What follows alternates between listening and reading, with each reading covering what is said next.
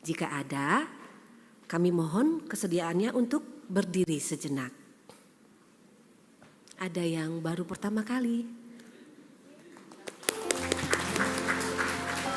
Ya, terima kasih. Kami juga menyambut adik-adik tim sepak bola junior dari Papua.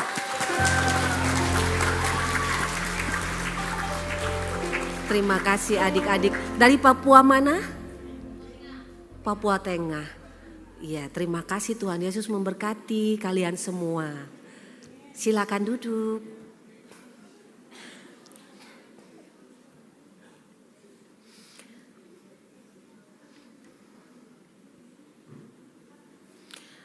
Baik Bapak Ibu, mari kita mempersiapkan diri dan hati kita untuk mengikuti ibadah pada hari ini. Bersama ini kami informasikan beberapa warta lisan sebagai berikut.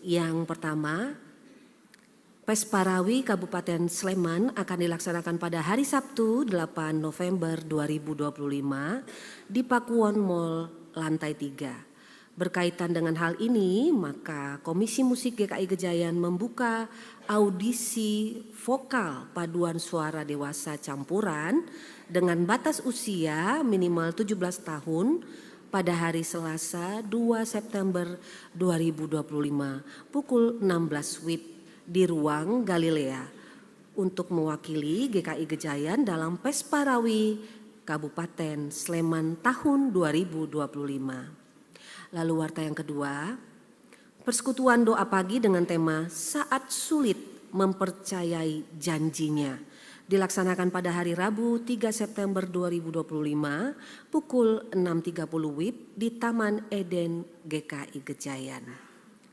Warta yang ketiga, dalam rangka bulan keluarga pada bulan Oktober 2025 yang akan datang, Panitia Bulan Keluarga mengadakan pertandingan olahraga MPHB 2025 GKI Gejayan dengan cabang olahraga tenis meja, bulu tangkis, dan biliar pada tanggal 28 September sampai dengan 19 Oktober 2025.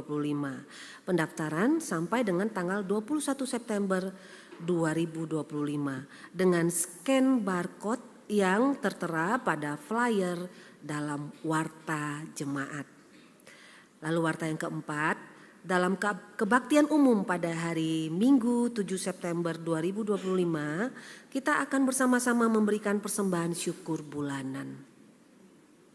Warta yang kelima, Majelis Jemaat GKI Gejayan dengan ini mewartakan rencana persidangan ke-17 Majelis Sinode Wilayah GKI, Sinode Wilayah Jawa Tengah yang akan dilaksanakan pada hari Selasa sampai dengan Kamis tanggal 9 September sampai dengan 11 September 2025 di Wisma Sejahtera Magelang. Kami mohon dukungan doa dari segenap jemaat agar persidangan Majelis Sinode berjalan dengan lancar dan baik. Lalu warta yang keenam, dalam kebaktian pada hari Minggu ini, kami masih memberikan kesempatan kepada Bapak Ibu Saudara untuk memberikan persembahan khusus bulan diakonia. Persembahan via online dengan mencantumkan kode angka 2 di belakang nominal. Sedangkan persembahan tunai dengan menggunakan amplop khusus bulan diakonia yang tersedia di pintu masuk ruang ibadah. Yang ketujuh, jemaat dapat melihat warta jemaat secara lengkap dengan melihat akun atau link media sosial GKI Gejayan. Bapak, Ibu, Saudara-saudari, kebaktian umum pada hari ini dengan tema kebaktian sahabat bagi yang terlupakan. Dengan pelayan firman Bapak Pendeta Yoel Ang dari GKI Denpasar.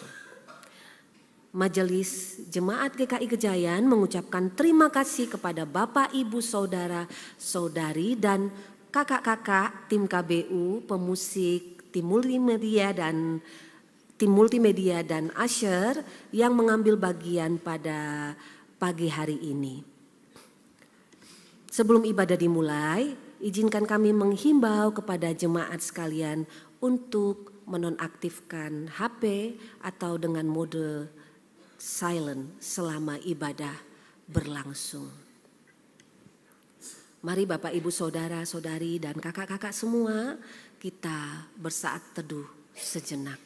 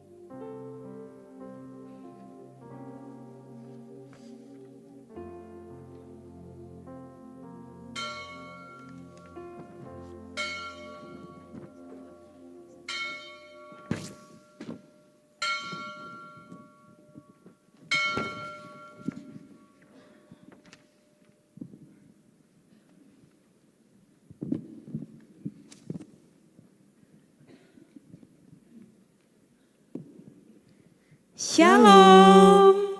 Shalom. Sekali lagi. Shalom. Shalom. Puji Tuhan, kita kembali berkumpul di ibadah minggu ini.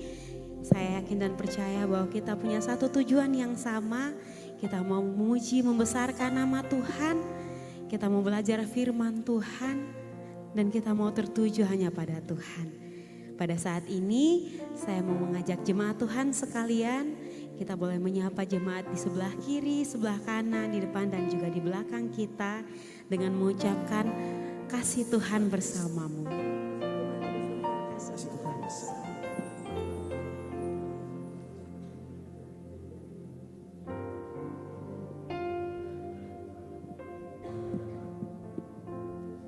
Ibu, Bapak, Saudara jemaat terkasih, patut kita syukuri bahwa melalui kasih Tuhan saja kita dapat hadir di tempat ini, kendati seperti apa situasi di luar sana. Mari kita sambut ibadah pada pagi ini dengan bangkit berdiri. Bersama kita pujikan, kita masuk rumahnya.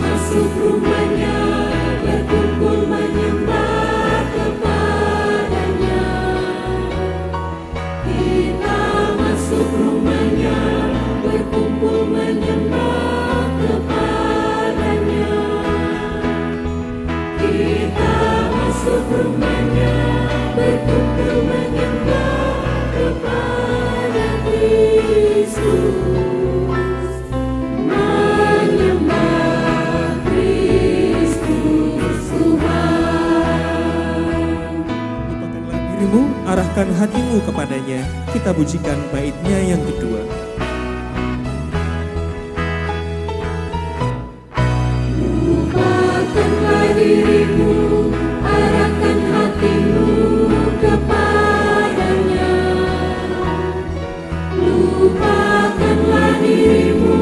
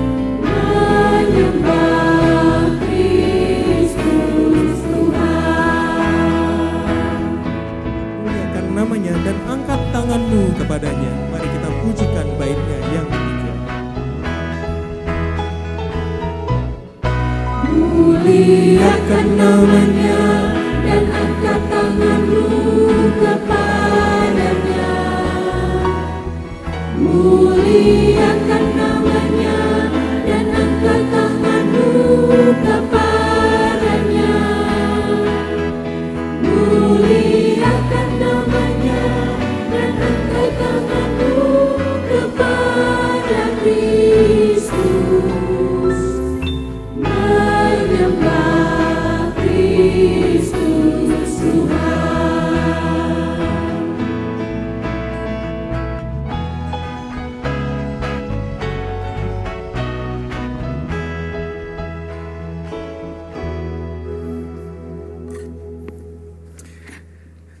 Saudaraku yang terkasih, mari bersama-sama kita memulai ibadah ini dengan pengakuan. Pertolongan kita adalah di dalam nama Tuhan yang menjadikan langit dan bumi, yang kasih setianya tetap untuk selama-lamanya, yang memelihara umat manusia dan segenap ciptaan dengan cinta kasih-Nya yang kekal. Amin.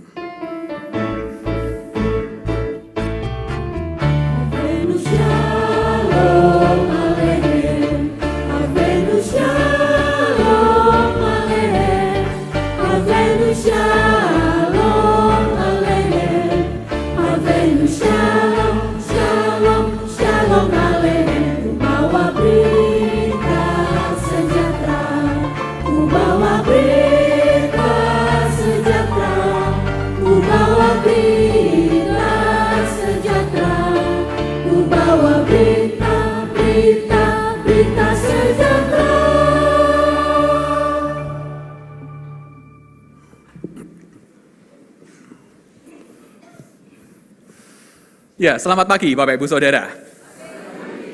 Selamat pagi. Selamat datang di ibadah pertama GKI Kejayan, dan biarlah ibadah kita pada hari ini boleh berkenan di hadapannya. Saudaraku, pada ibadah yang pertama ini, bagi Bapak Ibu Saudara yang mengikuti melalui kebaktian streaming, Bapak Ibu juga dapat mengirimkan pokok-pokok doa melalui live chat, yang nanti pada bagian doa syafaat, kita akan bersama-sama berdoa untuk setiap pergumulan Bapak Ibu Saudara. Dan saat ini, mari kita sambut anak-anak kita yang akan menerima berkat sebelum mereka akan mengikuti kebaktian anak. Mari.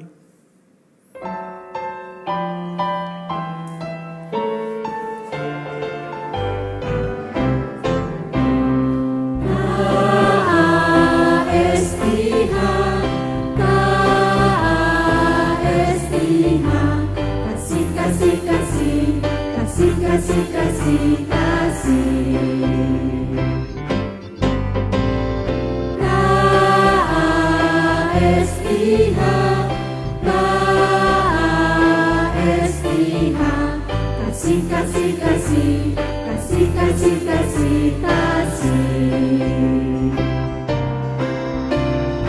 Kasih itu sabar, tidak suka marah-marah, sayang kepada teman, seperti kasih Yesus.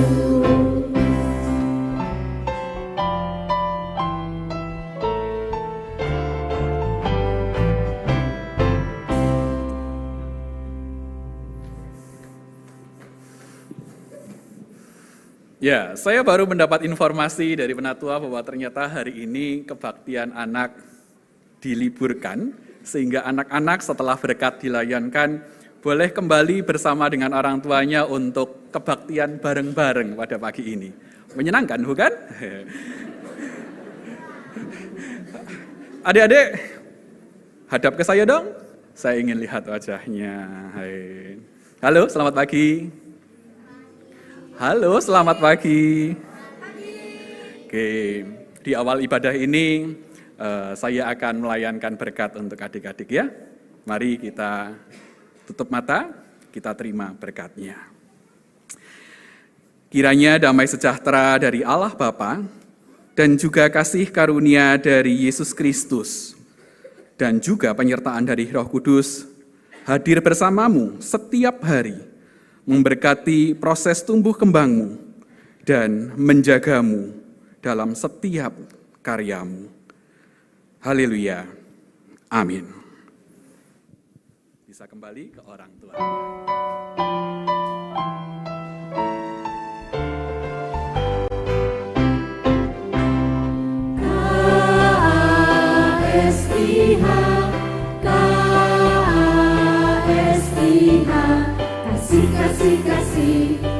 Kasih.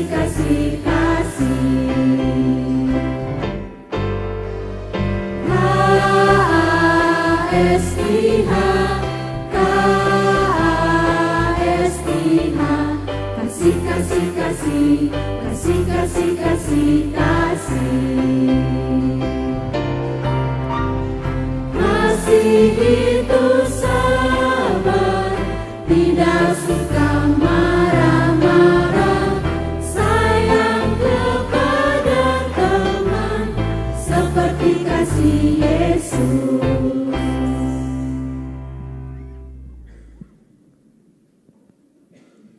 Ibu, Bapak, Saudara terkasih, di berbagai lika-liku kehidupan kita, di tengah dunia yang dipenuhi dengan kekalutan, tak jarang kita mengikuti kedagingan dan kelemahan kita, sehingga kita mendukakan hati sesama, bahkan mendukakan hati Tuhan. Mari, kini jemaat sekalian diundang untuk berdoa mengakui segenap dosa dan kesalahan kita. Mari kita berdoa.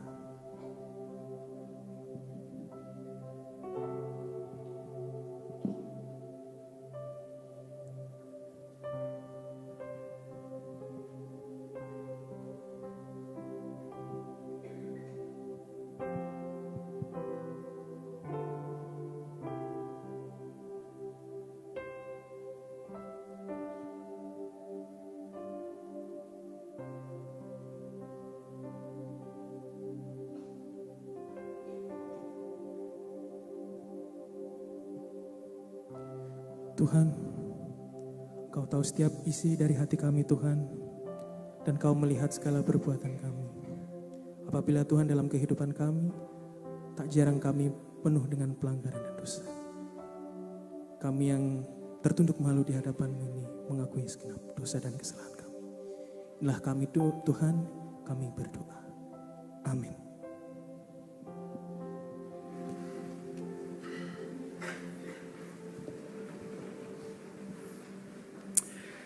Saudaraku yang terkasih, bagi kita yang telah mengakui dosa-dosa kita, maka berita anugerah ini diperuntukkan bagi saudara. Berita anugerah diambil dari surat Efesus pasalnya yang keempat, ayatnya yang ke-32. Tetapi hendaklah kamu ramah seorang terhadap yang lain, penuh kasih mesra dan saling mengampuni, sebagaimana Allah di dalam Kristus telah mengampuni kamu. Demikianlah berita anugerah dari Tuhan. Syukur kepada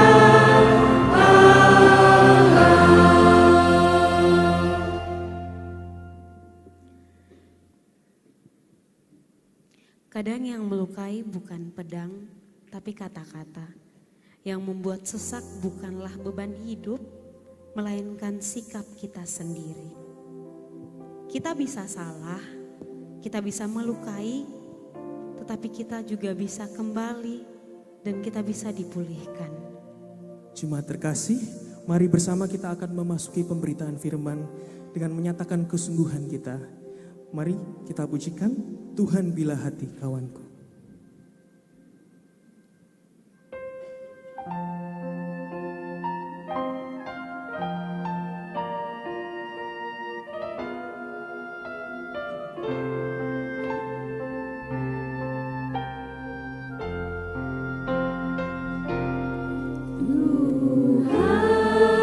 Ampunilah.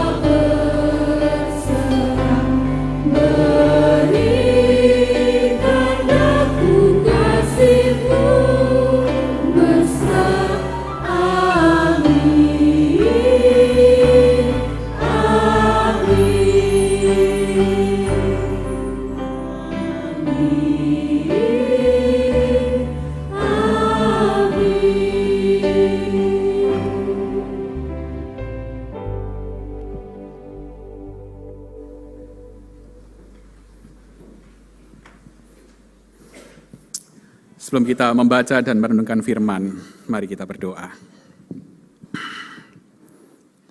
Tuhan, kami terbatas.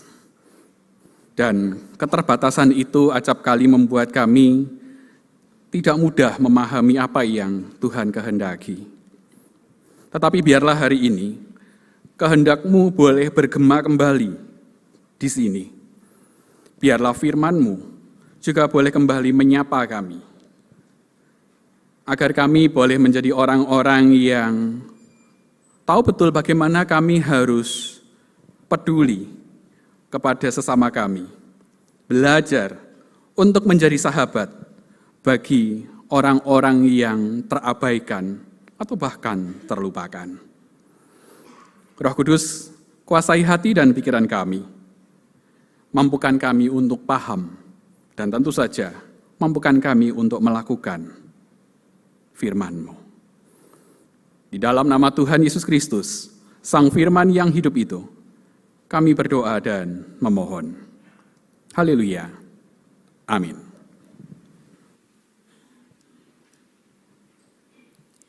Kitab Amsal pasal 25 ayat 6 sampai dengan 7. Kitab Amsal pasal 25 ayat 6 sampai dengan 7. Jangan berlaga di hadapan raja atau berdiri di tempat para pembesar, karena lebih baik orang berkata kepadamu, naiklah kemari, daripada engkau direndahkan di hadapan orang mulia. Demikian sabda Tuhan.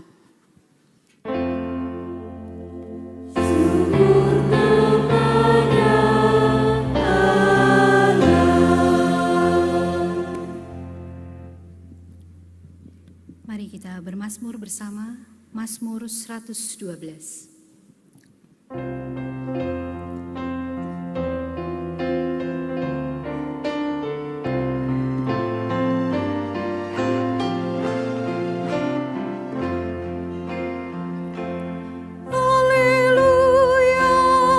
Berbahagia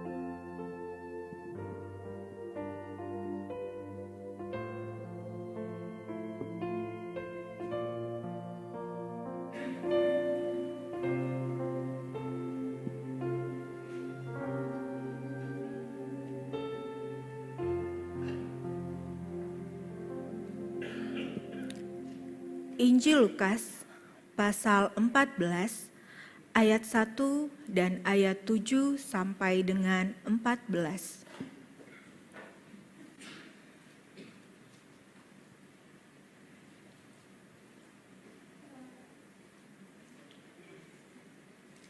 Injil Lukas pasal 14 ayat 1 dan ayat 7 sampai dengan 14. Pada suatu hari Sabat, Yesus datang ke rumah salah seorang pemimpin dari orang-orang Farisi untuk makan di situ. Semua yang hadir mengamat-amati dia dengan seksama. Ayat 7, karena Yesus melihat bahwa tamu-tamu berusaha menduduki tempat-tempat kehormatan, Ia mengatakan perumpamaan ini kepada mereka. Kalau seorang mengundang engkau ke pesta perkawinan, janganlah duduk di tempat kehormatan, sebab mungkin orang itu telah mengundang seorang yang lebih terhormat daripadamu. Supaya orang itu yang mengundang engkau dan dia jangan datang dan berkata kepadamu, berilah tempat ini kepada orang itu. Lalu engkau dengan malu harus pergi duduk di tempat yang paling rendah.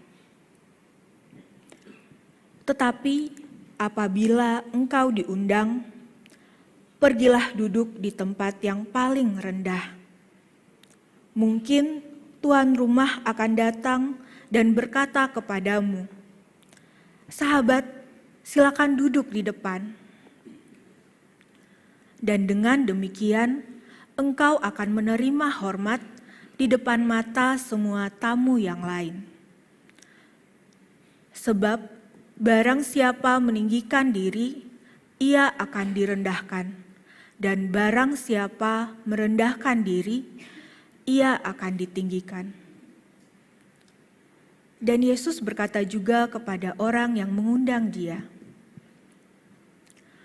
apabila engkau mengadakan perjamuan siang atau perjamuan malam, janganlah engkau mengundang sahabat-sahabatmu atau saudara-saudaramu atau kaum keluargamu atau tetangga-tetanggamu yang kaya, karena mereka akan membalasnya dengan mengundang engkau pula, dan dengan demikian engkau mendapat balasnya. Tetapi apabila engkau mengadakan perjamuan, undanglah orang-orang miskin, orang-orang cacat, orang-orang lumpuh, dan orang-orang buta. Dan engkau akan berbahagia, karena mereka tidak mempunyai apa-apa untuk membalasnya kepadamu. Sebab engkau akan mendapat balasnya pada hari kebangkitan orang-orang benar. Demikianlah Injil Yesus Kristus. Berbahagialah saudara yang menerima berita Injil, menyimpan dalam hati, dan menerapkannya dalam hidup setiap hari. Haleluya!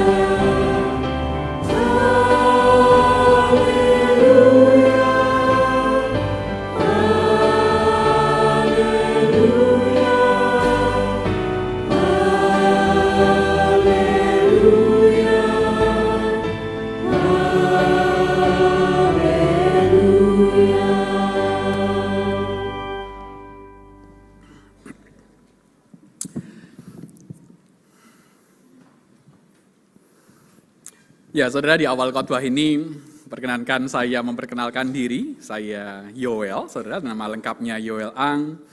Saya bersyukur saya bisa melayani di GKI Kejayan. Saya saat ini melayani di GKI paling timur di Indonesia, GKI Denpasar, Bali. Jadi silahkan bagi Anda yang suatu hari kelak berlibur ke Pulau Bali, mampirlah, di situ ada rumah Anda juga, GKI. Iya, walaupun saya tahu Anda ke Bali bukan untuk ke gereja, saudara, gitu ya. Saudara, ngomong-ngomong, sebagai pendeta GKI ada satu dari sekian banyak ajakan yang saya senang kalau saya diajak, yaitu ajakan untuk makan-makan. Ya, dan konon hobi makan adalah salah satu hobi yang wajib dimiliki oleh pendeta GKI. Mengapa? Karena GKI konon adalah gereja yang apa-apa makan. Ya atau heeh, saudara? Ibadah syukur, makan. Ada bedstone, makan. Persekutuan, makan. Dan bukankah itu menyenangkan untuk Anda-Anda para anak kos, saudara? Makan gratis. Ini tidak aneh. Mengapa? Karena saudara sebetulnya tradisi makan-makan itu juga ada dalam tradisi Yahudi kuno, saudara. Ya, tradisi makan-makan. Bapak Ibu, dalam Injil yang jadi bacaan kita hari ini, Lukas 14, saudara di situ direkam kisah yang latar belakangnya bahwa Yesus diajak makan-makan. Yesus diundang dalam perjamuan makan oleh salah seorang pemimpin Farisi. Dan Anda perlu tahu, saudara, bahwa perjamuan makan-makan, itu dalam tradisi Yahudi diwajibkan. Bukan himbauan, wajib. Ada yang namanya seudat mitzvah. Bahwa saudara, ini adalah sederhananya perintah agama, sekali lagi bukan himbauan, perintah artinya wajib, untuk mengadakan perjamuan makan, untuk merayakan atau memperingati ritual-ritual penting tertentu dalam budaya Yahudi, saudara. Salah satunya bar mitzvah. Itu adalah sebuah ritual di mana anak laki-laki menginjak usia 13 tahun dan dia sudah dinyatakan dewasa secara agama. Itu kalau di GKI kayak CD begitulah, ya, pengakuan percaya. Itu mesti setelahnya makan-makan. Beberapa tradisi Indonesia Timur, kalau saya tidak salah ingat kan masih dipertahankan itu. Selesai CD atau pengakuan percaya, makan-makan, saudara. Potong babi, potong sapi, pokoknya dipotong semua. Untuk apa? Merayakan CD. Itu bar mitzvah. Orang Yahudi wajib makan-makan. Termasuk juga ketika ada pernikahan, kalau Anda ingat mujizat pertama Yesus, anggur di Kana, mujizat, ya itu dalam konteks ini. Wajib setelah pernikahan makan-makan, saudara. Termasuk juga setelah ritual sunat dan lain sebagainya. Sekali lagi, perjamuan makan adalah perintah agama.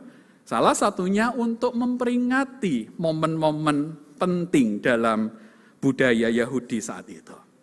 Nah, nampaknya dugaan kuatnya Yesus diundang dalam konteks perjamuan makan ini.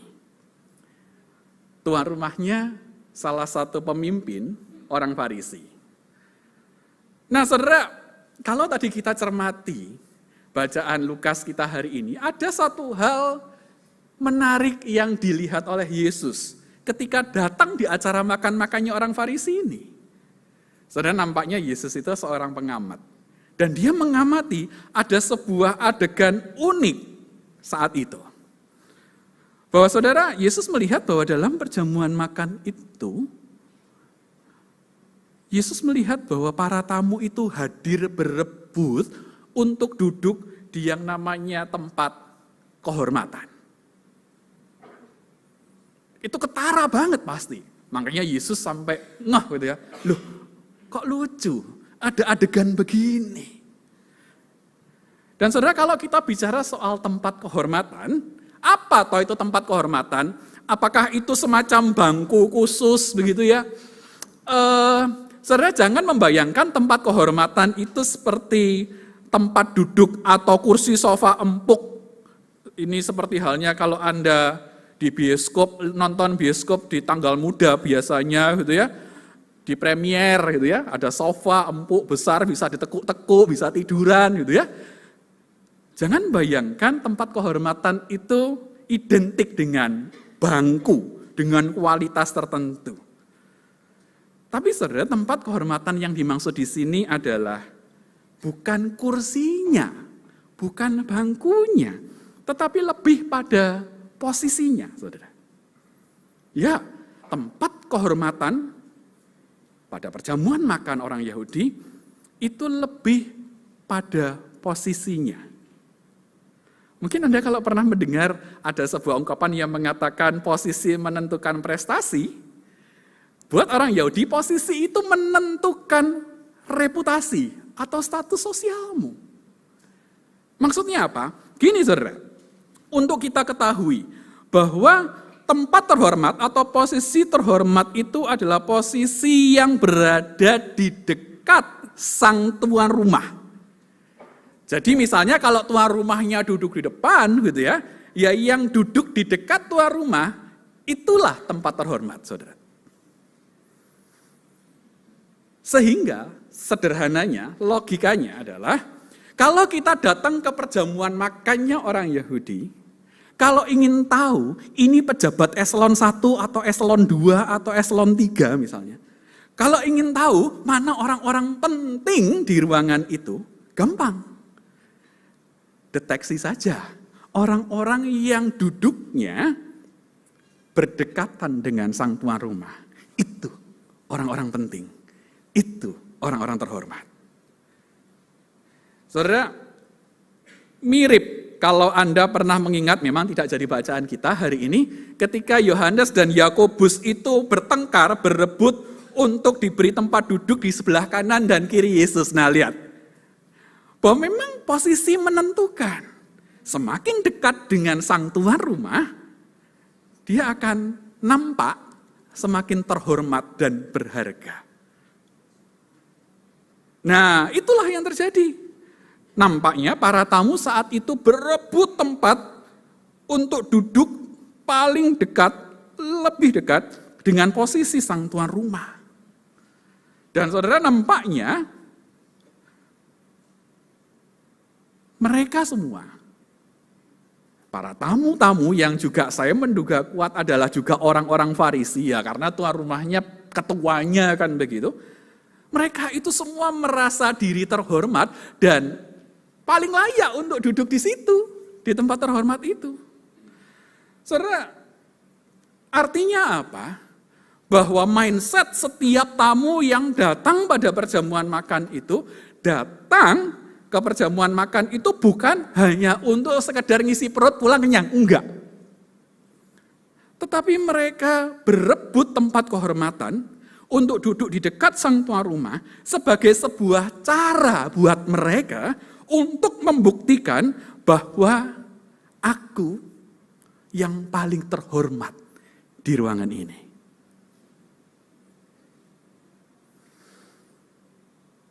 Saudara, pemandangan ini menarik perhatian Yesus.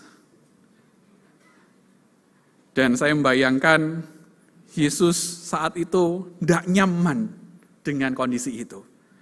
Sehingga Yesus itu mengambil kesempatan untuk menasihati para tamu undangan yang hadir itu. Saudara, saya membayangkan kalau saya jadi tuan rumah, Yesus ini tamu yang menyebalkan sebetulnya.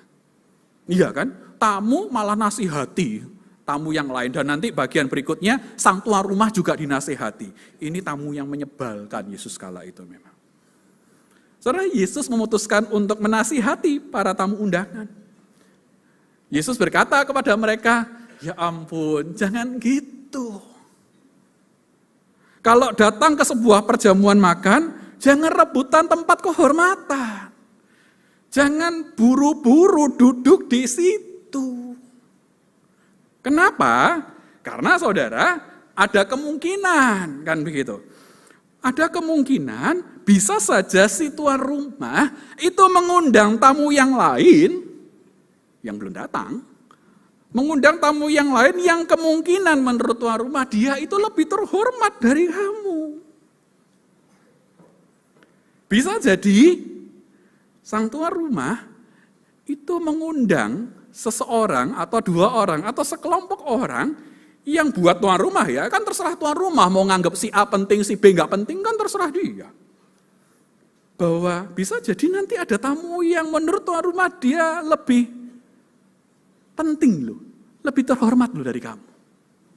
Dan saudara biasalah gitu ya, ya saya tidak mengeneralisir tapi biasanya tamu-tamu penting, tamu-tamu terhormat itu kan kalau datang mepet-mepet toh. Iya kan? Kebaktian mulai jam 8 kurang 5 baru datang. Nah itu penting biasanya. Itu jemaat paling penting di GKI Gejayan biasanya. Apalagi kalau jam 8 mulai jam 8 kurang 1 menit baru datang. Wah itu maha penting gitu. Biasanya mepet-mepet gitu loh. Nah Yesus itu memberi nasihat masuk akal. Orang-orang ini karena mereka itu mau datang ke perjamuan makan, mindsetnya sebelum berangkat bahwa oh aku mesti duduk di dekatnya tuan rumah. Maka mereka kemungkinan besar, saya tidak mau memastikan, maka mereka kemungkinan akan tiba lebih awal kan? Tiba gasi orang Jawa Tengah bilang gitu. Kebaktian jam 8, jam 6 dia sudah masuk. Untuk apa? Untuk booking tempat. Nah saudara lihat, mereka datang awal untuk booking tempat kehormatan itu, untuk memastikan diri supaya bisa duduk dekat tuan rumah. Sedangkan tamu terhormat yang aslinya datang mepet-mepet. Sekarang coba Anda bayangkan, ketika orang-orang itu sudah datang lebih awal, kosong dong. Kan bisa milih bangku. Dia duduk, dia merasa oke, ini sudah pas ini dekat sekali jarak 1 meter dengan sang tuan rumah ini. Gitu ya. Lalu tamu mulai berdatangan, dia senyum-senyum. Karena apa? Senang. Tamu yang lain, aduh telat aku, tempatnya sudah didudukin. Ini pasti penting ini. Ya gitu. Dia senyum-senyum menikmati penghargaan orang lain. Tapi Anda bisa bayangkan seperti yang Yesus nasihatkan. Ketika jam 8 kurang 5, anggap saja perjamuan makannya mulai jam 8 ya, kayak kebaktian ini. Atau jam 8 kurang 1 menit, biasanya kan gedung relatif mulai penuh kan. Lalu tiba-tiba tamu terhormatnya sang tuan rumah itu baru datang. Nah, misal nih, mamahnya si tuan rumah atau papahnya tuan rumah, mertuanya tuan rumah baru datang 1 menit sebelum. Dia datang sambil terkopoh-kopoh, sorry ya, Grabnya telat tadi jemputnya misalnya. Oh sorry ya tadi banku bocor di jalan. Menurut Anda, apa yang akan tuan rumah lakukan? Saudara kalau sudah mepet, biasanya kan bangku yang tersisa dengan mindset tadi ya, makin dekat ke tuan rumah, makin terhormat, maka tempat yang tersisa biasanya tempat yang jauh-jauh. Kalau perlu di halaman depan sana kosong kan gitu ya. Kenapa? Jauh dari tuan rumah. Menurut Anda, tegakah sang tuan rumah menaruh mertuanya atau orang tua kandungnya untuk duduk di halaman depan? Tidak mungkin. Maka salah satu kemungkinan terbesarnya adalah sang tuan rumah akan melihat tempat-tempat yang ada di dekatnya. Loh, kebak kabeh. Maka dengan berat hati mungkin ya, dengan berat hati, dia akan nyolek sebelahnya atau mas atau pak, tolong ya itu kursinya, iya yang kamu dudukin itu buat mertua saya ya. Mbak, Bu, Tante, maaf banget, boleh nggak kursi itu didudukin oleh mamah saya? Udah tua, pakai kursi roda, kasihan, boleh ya? Nggak mungkin dia nolak. Maka dia harus berdiri, merelakan kursinya untuk diduduki tamu yang lebih terhormat itu. Nah sekarang pertanyaan besarnya, lalu dia yang berdiri ini duduk di mana? Kursi yang kosong di mana? Di luar. Sehingga apa yang Yesus katakan kebayang, iya, kontras. Bahwa yang semula dia itu ingin dihormati karena duduk dekat dengan tuan rumah, gara-gara GR ini, ketika acara mulai, dia harus terlempar dalam tanda kutip duduk di halaman depan nonton giant screen gitu misalnya.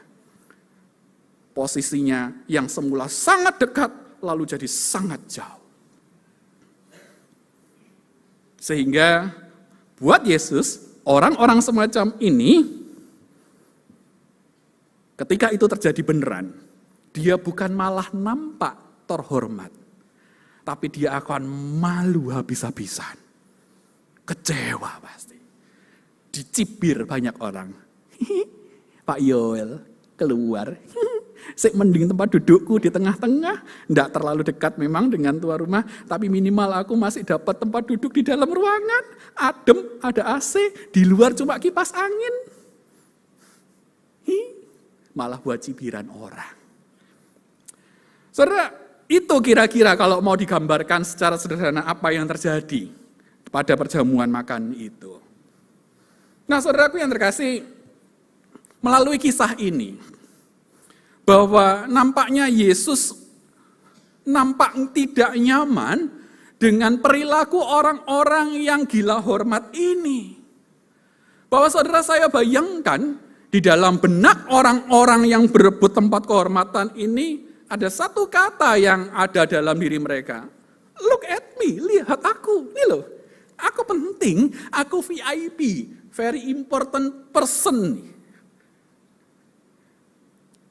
Saudara, dia mencari tempat kehormatan karena ingin dihormati. Dia mencari tempat kehormatan karena dia ingin ditepuk tangani oleh yang lain. Dan saudara, bisa jadi tanpa mereka sadari, ketika di benak mereka yang ada hanyalah aku, ego, look at me, maka saudara, perjamuan makan itu bukan hanya sekedar perjamuan makan biasa, tetapi perjamuan makan itu dipakai oleh mereka sebagai sarana untuk meninggikan diri. Dan ketika seseorang meninggikan diri, di saat yang sama, dia pasti berharap orang lain lebih rendah dari dia. Wong berebut tempat kok, tempat yang terbatas itu loh buat rebutan. Artinya kan orang-orang, para tamu undangan ini hanya peduli pada dirinya sendiri. Mereka tidak peduli dengan orang lain. Bahkan mereka tidak peduli bahwa bisa jadi ada misteri guest yang lain yang lebih terhormat dari dia. Mereka terlalu asik dengan dirinya sendiri. Dan akhirnya abai pada keberadaan atau bahkan kehadiran orang lain. Saudara, oleh karena itulah Yesus secara bersengaja setelah menasihati para undangan, Yesus beralih menasihati sang tuan rumah. Ketika Yesus melihat bahwa loh kok suasananya egois semua satu ruangan ini. Kok semuanya itu hanya berpikir aku, dan aku, maka Yesus melanjutkan nasihatnya. Kepada sang tuan rumah, Yesus berkata bahwa lain kali kalau kamu ada perjamuan makan, jangan ngundang mereka-mereka ini. Yang menarik saudara, Yesus secara spesifik menyebutkan, undanglah orang-orang miskin, orang-orang cacat, orang-orang lumpuh, dan orang-orang buta. Saya ini usia 40 tahun lebih, ketika membaca teks ini, artinya saya sudah 41 kali ulang tahun ya saudara, 41 tahun saya. Saya kayak merasa, iya Tuhan, aku ini enggak pernah loh ngajak orang yang kategori Yesus sebut ini ketika aku ngajak makan-makan ketika aku ulang tahun. Secara manusiawi saya kalau ulang tahun ada makan-makan, saya akan ngajak orang-orang terdekat saya. Yang belum tentu kategori orang miskin, cacat, lumpuh, dan buta ini. Saudara, Yesus radikal di bagian ini. Undanglah orang miskin, cacat, lumpuh, dan buta. Karena apa? Bukan karena mereka itu bisa memberi angpau gede untukmu. Tetapi justru karena mereka tidak mempunyai apa-apa. Loh, ini kan pemikiran dunia dan dibalik sama Yesus. Undanglah mereka karena mereka tidak punya apa-apa. Sedangkan kalau para tamu undangan orang Farisi saat itu, undanglah mereka diundang karena mereka punya apa-apa. Kaya akan disebutkan dalam bacaan kita. Nanti di masa depan mereka akan bisa membalas diundang balik sang tuan rumah dalam pesta mereka. Saudara, tetapi melalui bagian ini Yesus itu ingin mengajak orang-orang saat itu untuk memperhatikan sebuah realitas sosial pada zaman itu. Yesus ingin mengajak orang-orang yang hadir saat itu untuk punya sensitivitas pada realitas sosial yang memang kala itu dominan terjadi dalam Israel kuno. Bahwa saudara, orang-orang Farisi ini kan tidak banyak. Dan mereka adalah orang-orang yang cukup punya kemampuan, berdaya dalam tanda kutip.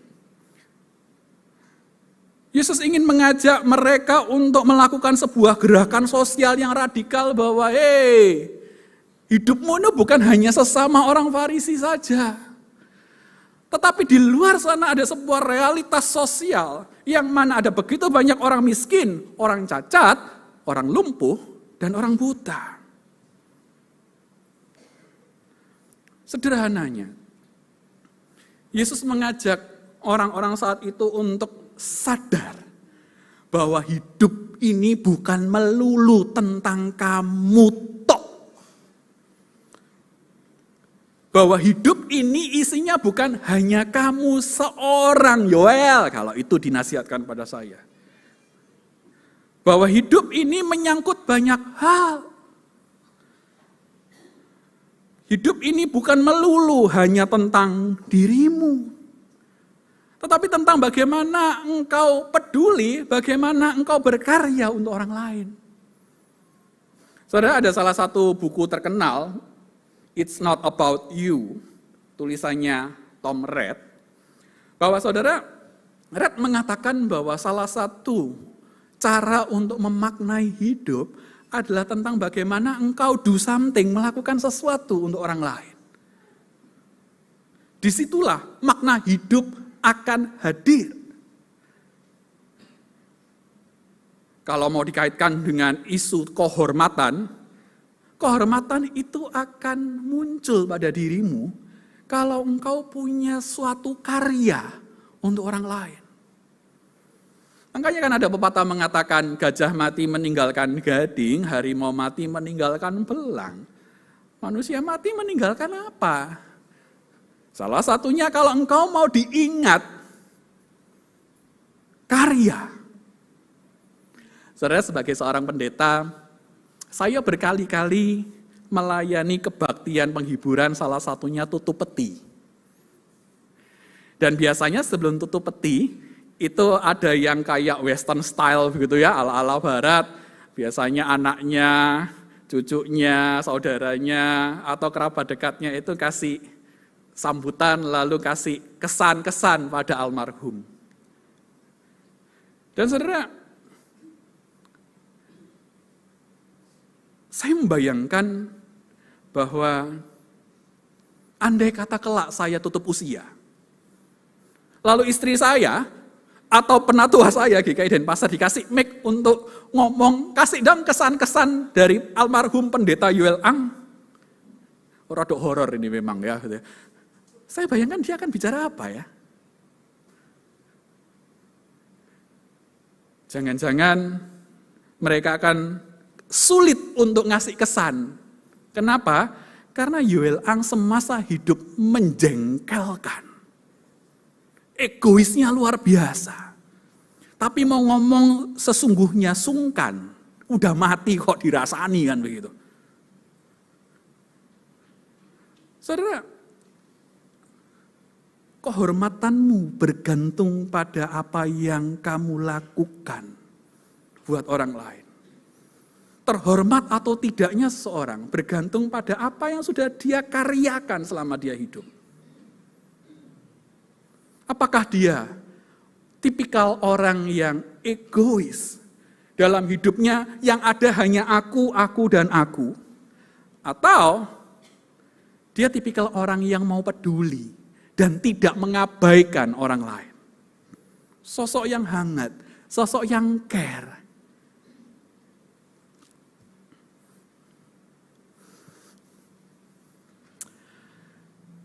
Saudara, terus terang, sebagai manusia, pagi tadi, enggak baru pagi tadi, mulai kemarin hari Sabtu, saya merasakan perasaan gentar dalam hati saya untuk pelayanan hari ini. Loh, Pak, yang benar, Bapak pendeta loh, masa mau berangkat pelayanan gentar? Saudara. Saya itu tadi pagi mau berangkat pun terselip ada perasaan gentar.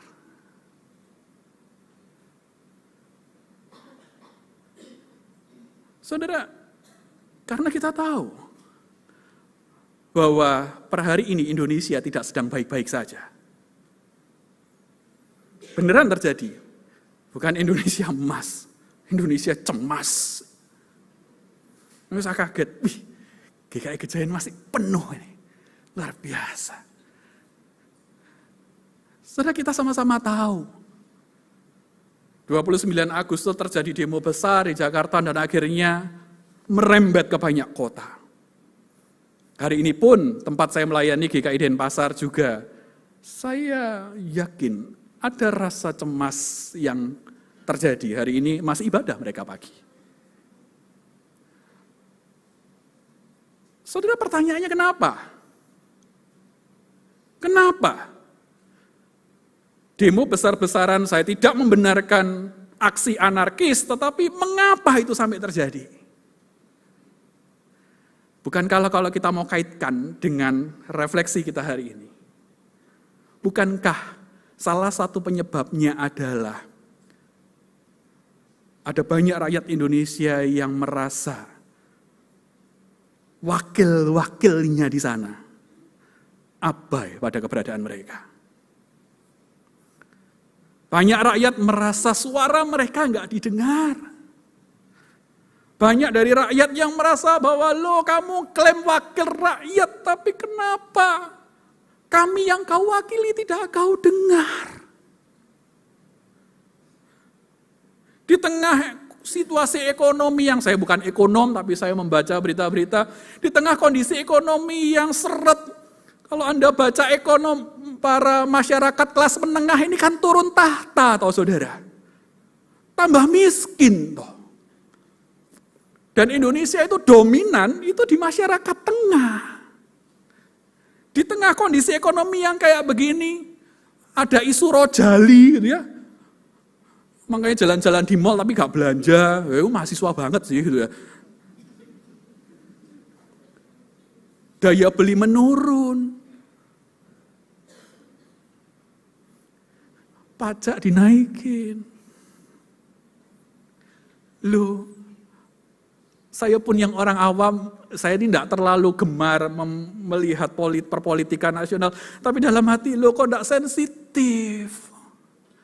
Ketika banyak masyarakat itu mau makan aja sulit, pajak kamu naikkan.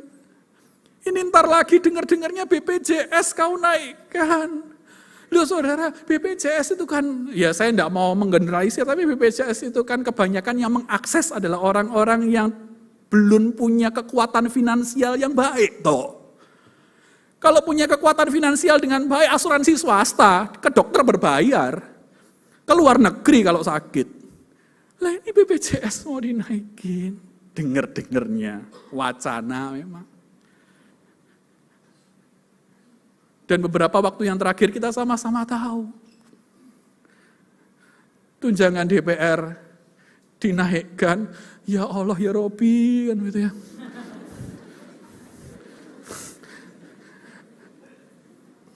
Jarang sekali saya patah hati dengan negara saya sendiri, saudara. Tunjangan komunikasi, berapa? 10 juta, 15 juta. Loh itu dia mau beli kuota berapa gigabyte? Pokoknya sumbangin ke anak-anak kos ini loh. Yang masih mengandalkan wifi gratisan kafe yang sedut-senut itu.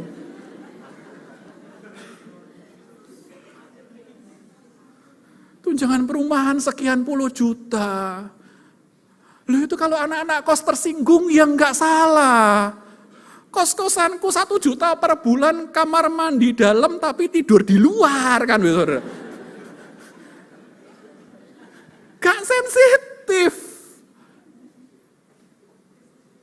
Semoga Indonesia membaik. Amin. Tapi ini akibat karena banyak orang di sana abai pada realitas sosial yang sesungguhnya.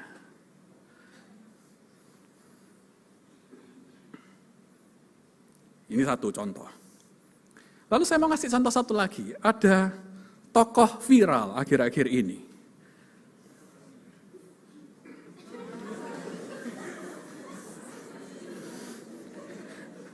Saya ini mau ngomong jelek kok ya berdosa.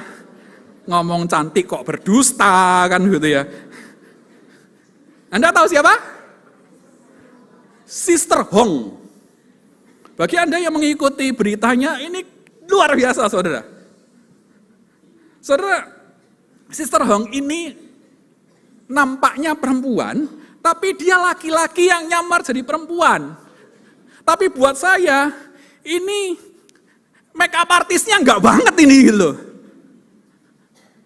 Loh kok, loh itu kayak orang dikasih bedak puk jadi gitu, saudara. Nama aslinya Hong Ji. 38 tahun, enggak muda.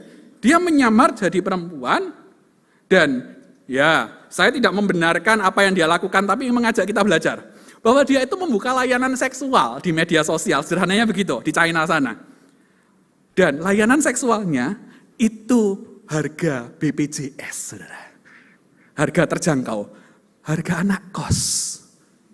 Kenapa? Karena pelanggannya kalau mau menggunakan layanannya cukup bawa beras, minyak, buah, apapun lah. Tidak wajib bawa uang dalam jumlah tertentu. Loh, kan enak.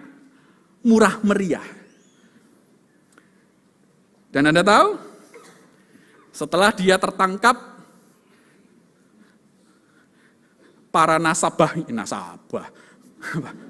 pelanggannya, itu jumlahnya sekitar 1.600 laki-laki.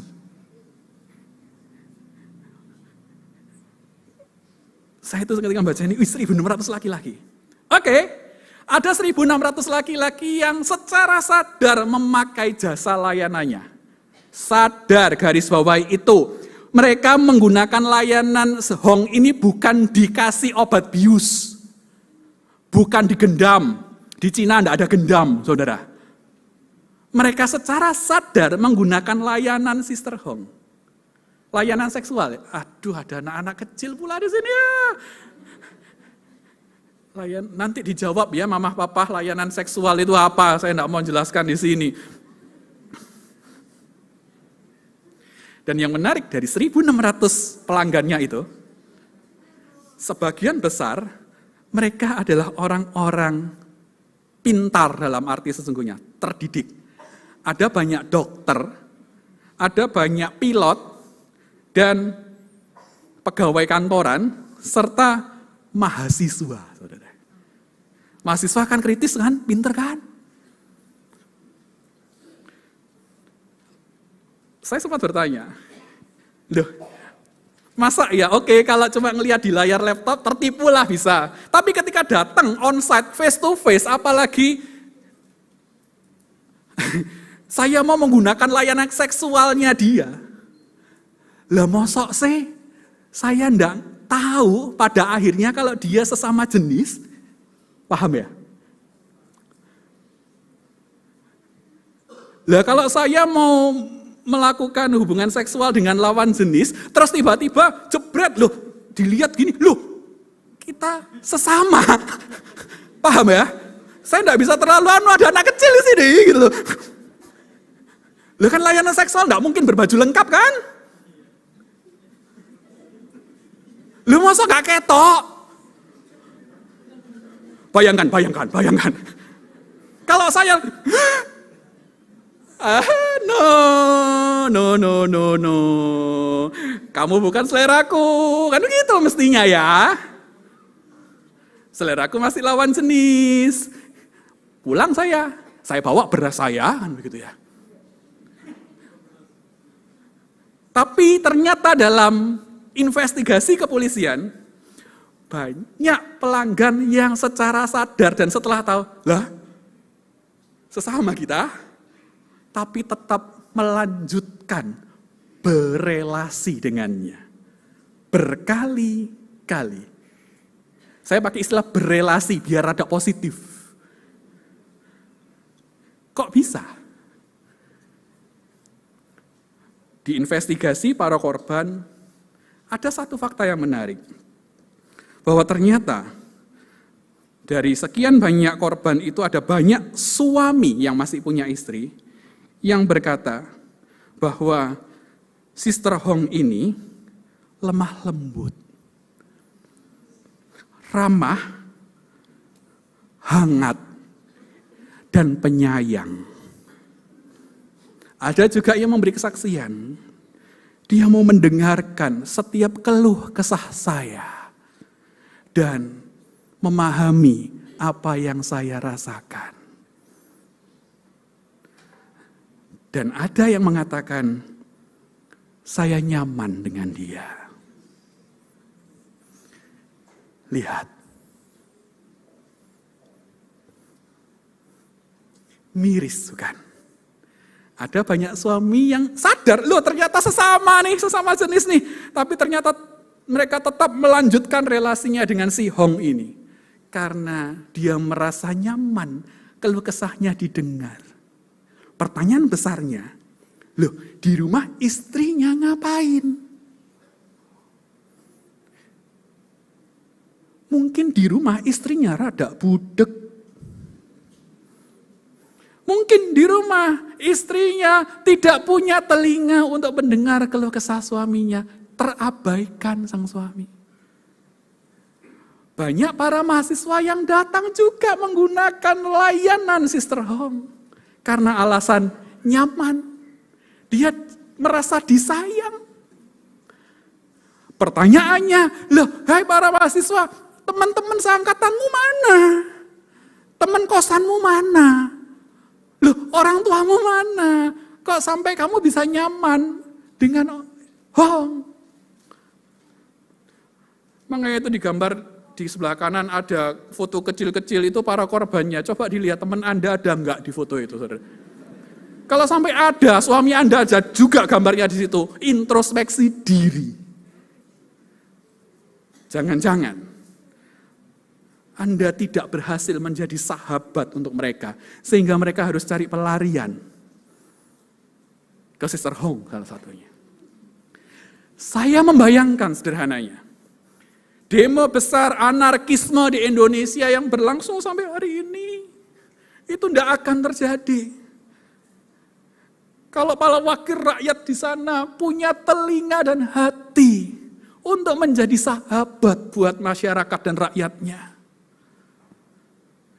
Saya membayangkan korban Sister Hong tidak akan sampai sebanyak ini, 1.600 saudara. Kalau orang tua dari para korban, pasangan para korban, teman-teman para korban mau jadi sahabat buat mereka yang mau mendengar dan memahami kebutuhan mereka. Tidak akan terjadi. Oh iya, FYI untuk diketahui, Sister Hong mengidap HIV saudara.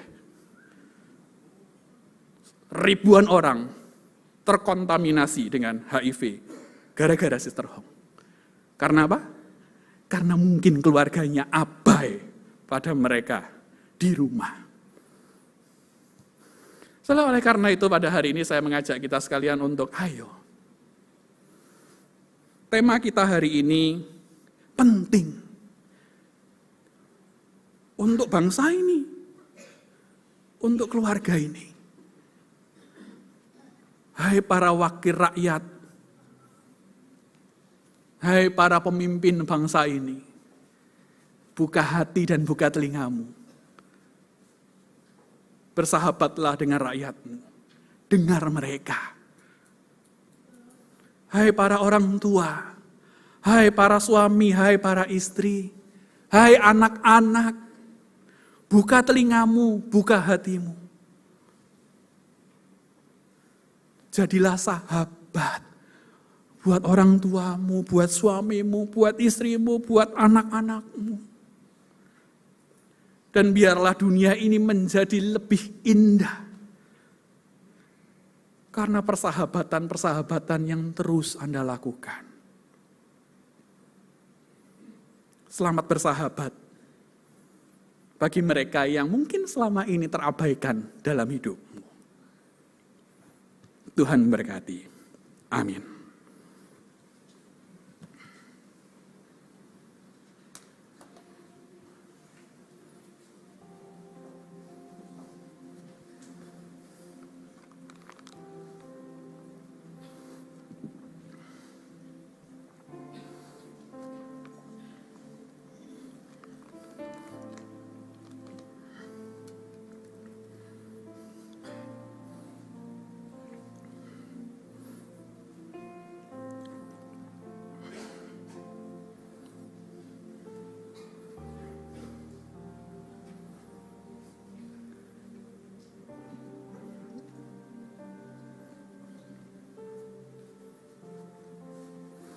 Mari kita bersama-sama naikkan doa syafaat kita. Mari berdoa. Tuhan, pertama-tama dalam doa syafaat ini kami mau mendoakan diri kami sendiri terlebih dahulu. Kami memohon agar Tuhan yang memampukan kami untuk membuka mata kami, telinga kami, dan juga hati kami bagi sesama kami. Mampukan kami untuk menjadi sahabat untuk sesama kami. Agar kami tidak mengabaikan mereka yang ada di dekat kami. Mampukan kami menjadi sahabat-sahabat yang penuh kasih dan perhatian. Dan biarlah melalui kehadiran kami, kasih-Mu juga boleh dirasakan banyak orang.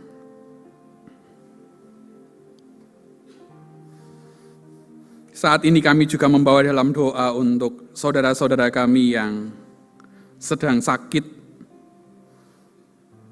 Juga bagi mereka yang saat ini dalam masa pemulihan. Salah satunya Ibu Yanti Kasih, yang mungkin saat ini sedang berjuang untuk pulih dari sakitnya. Termasuk mungkin bagi saudara-saudara kami yang lain, yang mungkin bahkan saat ini hadir dalam kebaktian di gedung gereja ataupun mengikuti siaran langsung di rumah. Kiranya kasih-Mu menjangkau mereka, memberkati setiap proses pengobatan dan perawatan yang mereka jalani.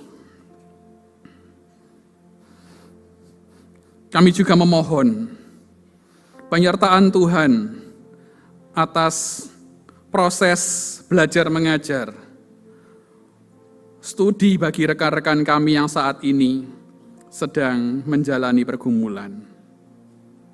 Termasuk bagi mereka yang saat ini sedang juga bergumul dalam pekerjaannya, dalam kuliahnya. Kami berdoa untuk saudara Rivaldi Bram Waromi, untuk saudari Sumiati, Ibu Emina Yohan dan keluarga, saudara Yerman, saudari Teresia Avila, saudari Ivana, saudari Tesalonika, saudara Almindo, saudari Fiorenza, saudari Martineta Kriswandani, dan juga saudara-saudara kami yang lain.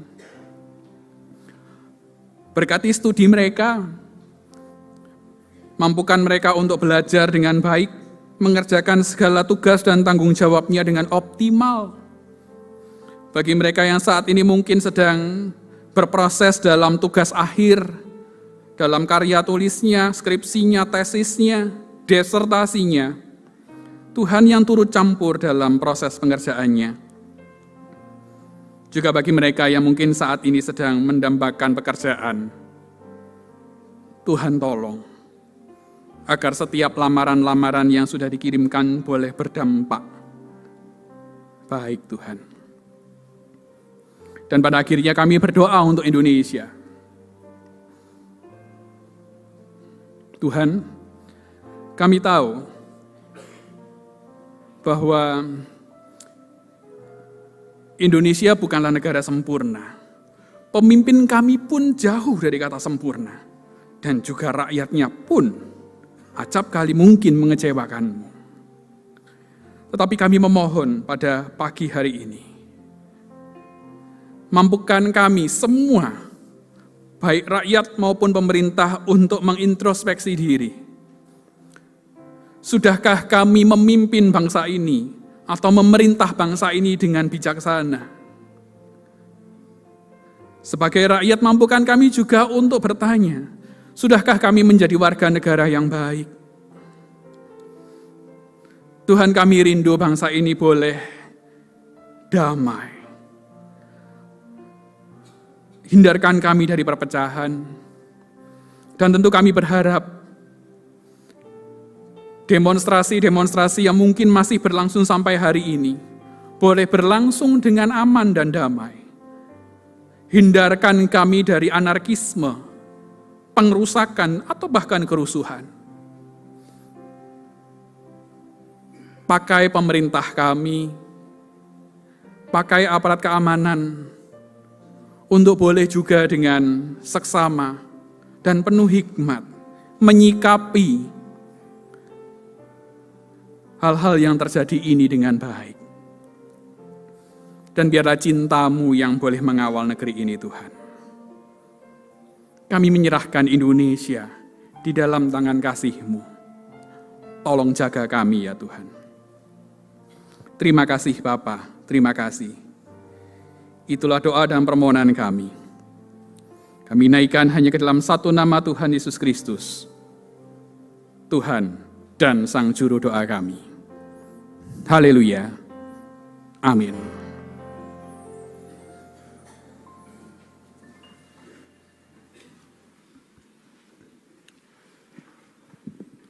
Jemaat Tuhan, mari bersama-sama kita mengikrarkan pengakuan iman rasuli yang demikian. Aku percaya kepada Allah, Bapa yang Maha Kuasa, Khalik langit dan bumi, dan kepada Yesus Kristus, anaknya yang tunggal Tuhan kita, yang dikandung dari Roh Kudus, lahir dari anak darah Maria, yang menderita sengsara di bawah pemerintahan Pontius Pilatus, disalibkan, mati dan dikuburkan, turun ke dalam kerajaan maut.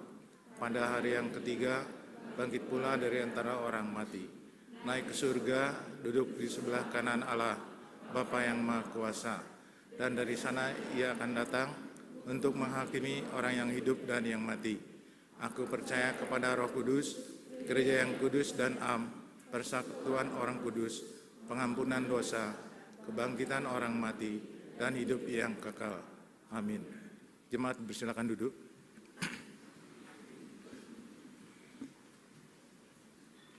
Bapak, Ibu, Saudara, mari kita saksikan video yang akan ditayangkan berikut ini.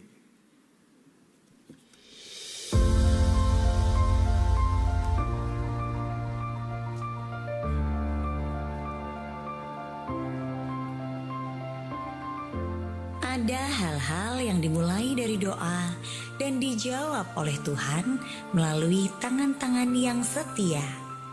Melalui tangan-tangan kita yang berdoa dan tulus memberi, relokasi Garden of Prayer terus berjalan. Bahkan Tuhan menganugerahkan kita memiliki perluasan tanah untuk membangun kapel yang kelak dipergunakan untuk pelayanan doa dan berbagai pelayanan gereja kita. Tanah ini akan menjadi ruang doa yang lebih dalam, tempat teduh yang tertutup untuk kelompok persekutuan agar bisa bersekutu lebih aman dan nyaman dalam keheningan yang kudus.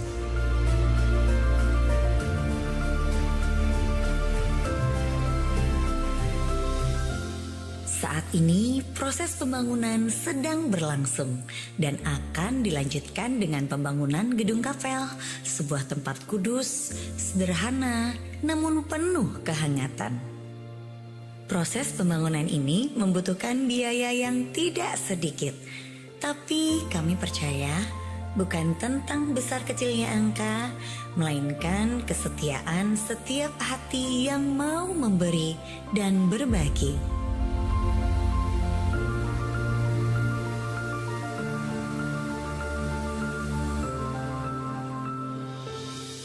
Mari kita bangun gereja ini bersama, bukan hanya sebuah gedung, tapi tempat di mana generasi demi generasi mengalami hadirat Tuhan. Bersama kita menabur dalam kasih dan menuai untuk kemuliaan Tuhan yang kekal.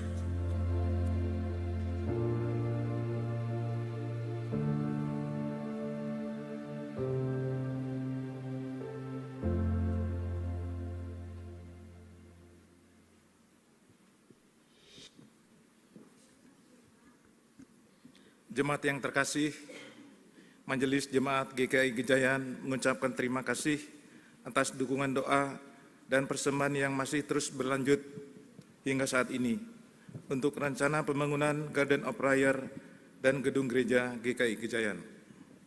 Saat ini pembangunan masih terus berlangsung, khususnya tahap 1 untuk mewujudkan Garden of Prayer yang nyaman bagi aktivis seluruh jemaat GKI Gejayan. Mari kita terus bersatu hati dalam doa dan dukungan agar pembangunan ini berjalan dengan lancar demi kemuliaan Tuhan. Tuhan memberkati.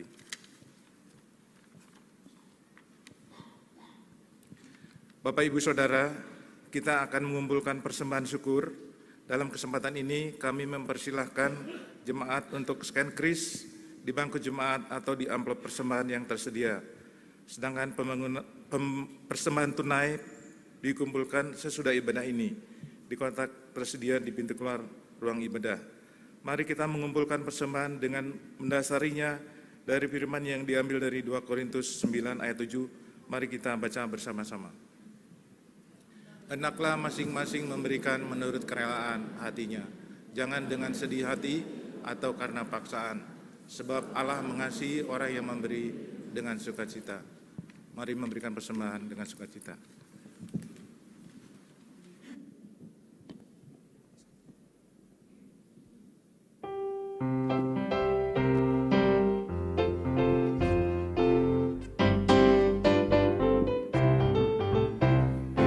Rumah tempat yang senang, di mana tidak lagi perang dan tidak suka dan celah. Ke situ aku rindulah, sabar dalam susah sukamu, sabar Tuhan ada sertamu, sabar.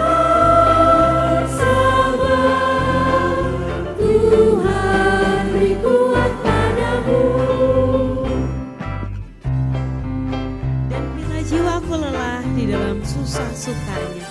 Mari kita pujikan bait yang kedua.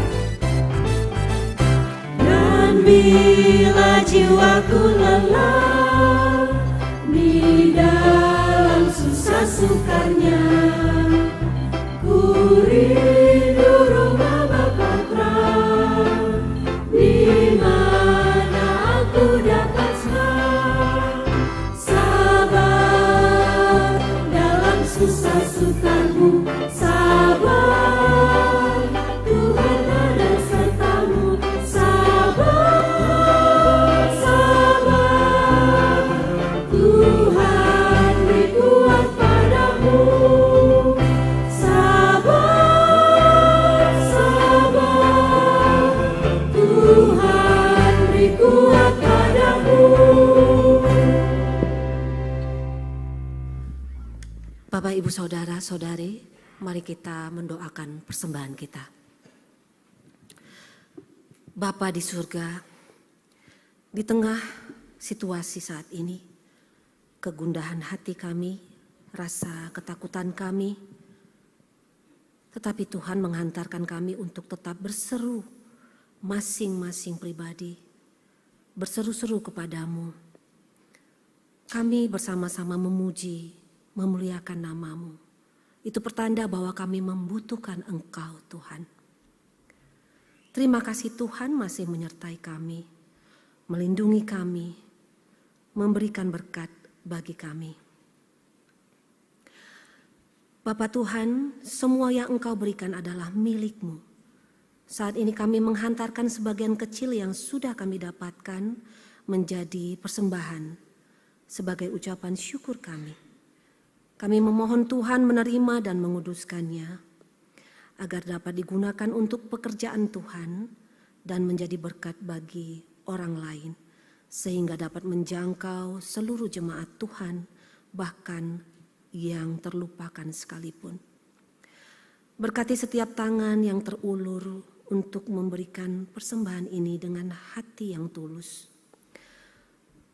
Berkati dan urapi seluruh umat-Mu di dalam kehidupannya, di dalam setiap pergumulan dan perjuangan yang dihadapi. Berkati juga bangsa dan negara kami.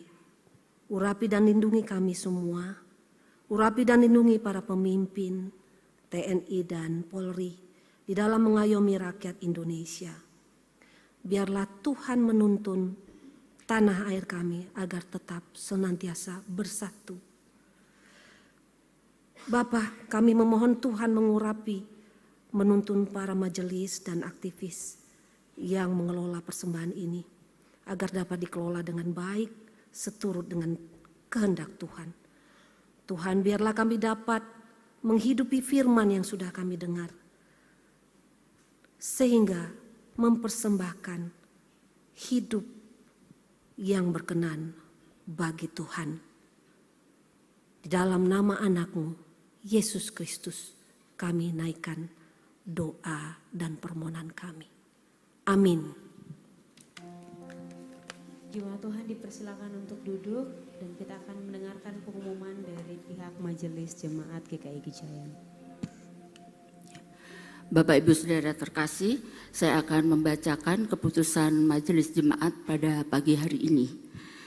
Keputusan Majelis Jemaat GKI Gejayan, Yogyakarta, 31 Agustus 2025 pukul 7.00 WIB. Shalom, warga Jemaat GKI Gejayan, mempertimbangkan situasi dan kondisi pagi ini, maka dengan ini Majelis Jemaat GKI Gejayan memutuskan dan mewartakan bahwa kebaktian Minggu di GKI Gejayan pada hari Minggu tanggal 31 Agustus 2025 hari ini hanya diselenggarakan pada pukul 8 pagi secara onsite dan online atau live streaming. Selain itu, semua ibadah lainnya ditiadakan, baik di Gejayan maupun di pos kebaktian The Grace. Kami menghimbau agar semua warga jemaat serta semua aktivis untuk dengan tenang beribadah di rumah atau di tempat masing-masing dengan menggunakan live streaming ibadah GKI Gejayan pukul 8 tersebut. Kami juga mengajak seluruh warga jemaat dan aktivis GKI Gejayan untuk mendoakan situasi dan kondisi negara kita Indonesia tercinta, dan khususnya doakan Yogyakarta, kota kita tercinta. Masing-masing kita sebaiknya tetap di rumah atau di tempat masing-masing untuk menghindari hal-hal yang tidak diinginkan. Demikian warta Majelis Jemaat GKI Gejayan Minggu 31 Agustus 2025. Tuhan memberkati kita semua dan menjaga Indonesia. Tertanda Majelis Jemaat GKI Gejayan, Ketua Majelis Jemaat Penatua Yohanes Adi, Pendeta Paulus Li, Pendeta Ratna Indah Widyastuti, Pendeta Buratan Pamentasing Pragolaisa. Terima kasih. Dan terkait dengan hal ini Bapak Ibu Saudara, kami mohon perkenannya jika usai ibadah Bapak Ibu untuk dapat bersama-sama melarisi kafetaria yang sudah menyediakan makanan untuk ibadah beberapa jam, namun ibadah ini hanya terselenggara 1 kali ibadah. Kiranya Bapak Ibu dapat bersama-sama berpartisipasi. Terima kasih, Tuhan Yesus memberkati.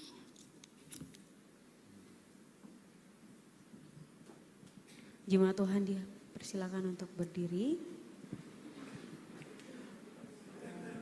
Saudaraku, di tengah kondisi kita yang ada saat ini, saya yakin bahwa sebagai umat Kristen yang baik, kita akan selalu percaya dan berpegang teguh kepada Tuhan.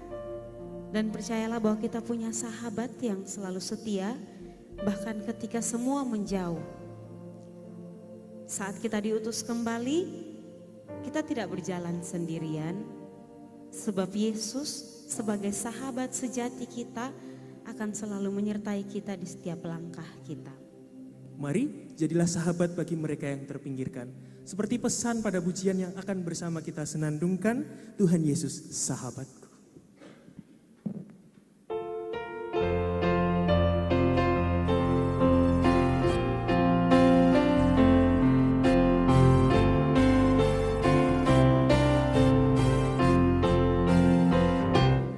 Tuhan Yesus sahabatku, tercinta dan derat, melebihi segalanya bagiku. Bunga bakung paling indah yang tumbuh di lembah, mengampuni menyucikan diriku. Penghibur dalam duka, penolong yang teguh, kepadanya ku serahkan kuatirku. Bunga bakung paling indah yang tumbuh di lembah, melebihi segalanya bagiku.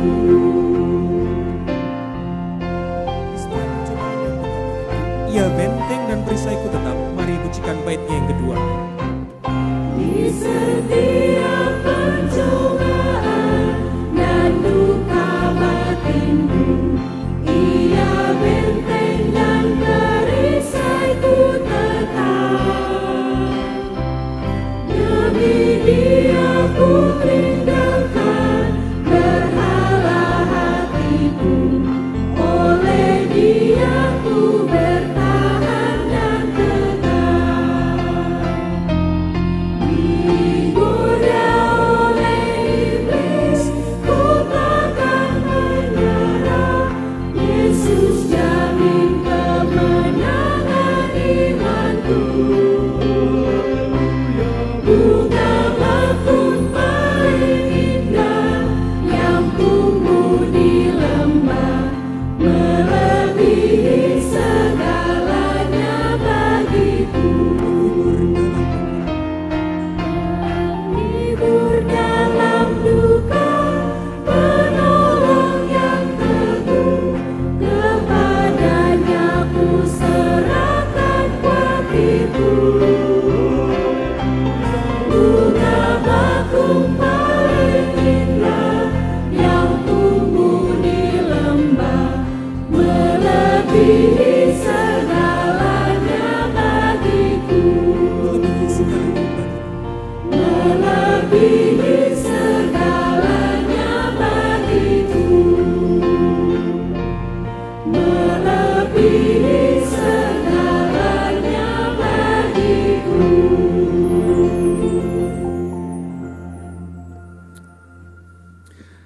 Saudaraku yang terkasih, sekarang pulanglah dan arahkanlah hatimu kepada Tuhan untuk menerima berkat-Nya.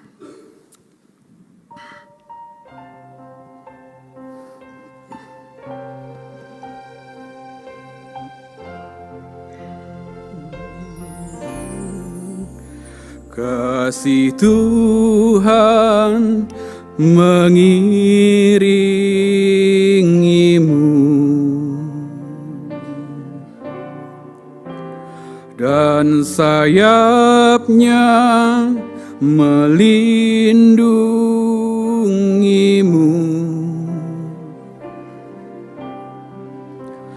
Tangan Tuhan pegang di dalam hidupmu, majulah dalam terang kasih-Nya.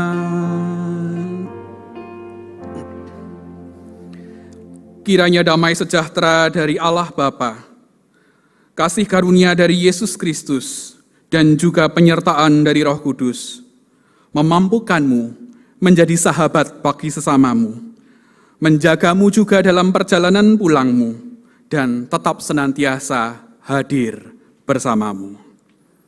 Amin.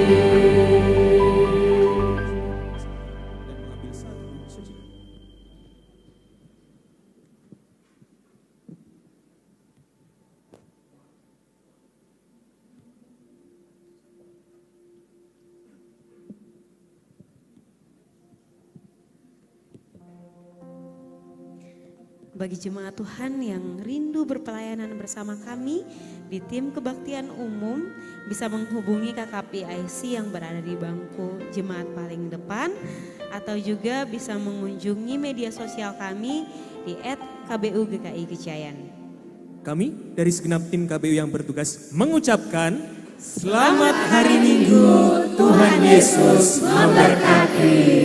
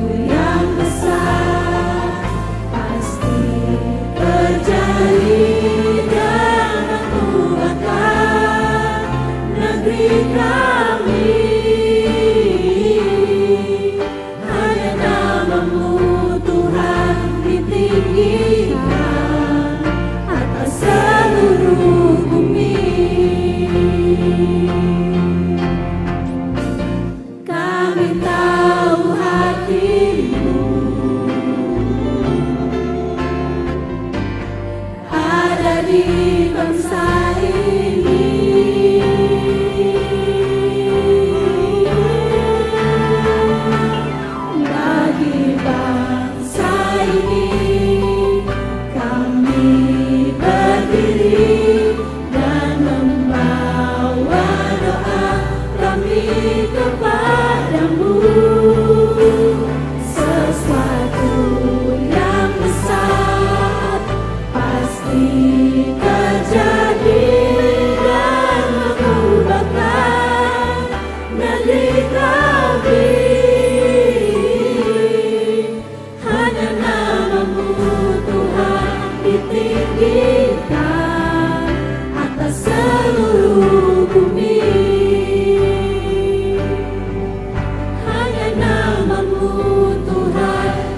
tinggi